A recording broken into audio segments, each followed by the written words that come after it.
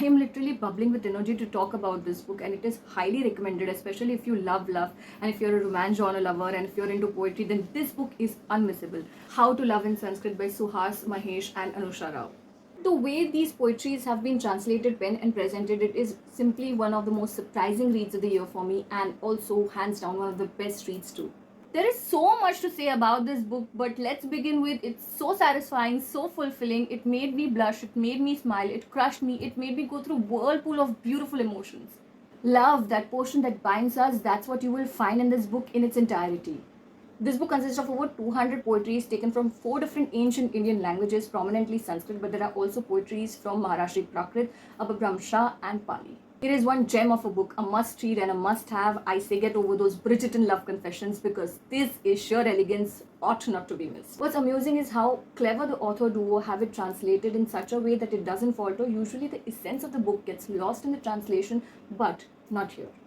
Anusha and Suhas have retained the flavors of these poetries, emotions as is, and presented a modernized version, and hence it easily connects with the contemporary readers. And what's another significant aspect of this book are the illuminating footnotes. These concise, profound insights will astonish you, adding an extra layer of intrigue and depth to these poetries.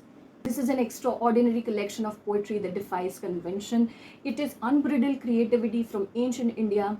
It is unique, it is heartwarming, and it is unputdownable. This book is a complete journey of love. Love is the main character here. Its energy makes us waltz to its tunes. It flickers, it flutters, it fumbles, blossoms, triumphs, breaks, and even lets go. And despite the pain, it remains undeterred, invincible, unwavering. It just is. From the playfulness of how to flirt to the profoundness of how to let go, the authors have done a brilliant job of putting together this book that explores entire spectrum of relationships with grace and sensitivity. Additionally, this book says goodbye with the same poise and eloquence with which it began, all the while retaining the Sanskriti or the culture of ancient writing. This book is a fitting tribute to ancient cultural heritage. It ensures that timeless and vibrant ancient wisdom and creativity remains a living legacy to be passed down to future generations. This is deeply personal, universally appealing, and masterfully crafted book of poems. This book is exactly what my soul craved for, and I hope I get to see a second installment of it. And before I sign out, all I will say is that grab a copy of this book now.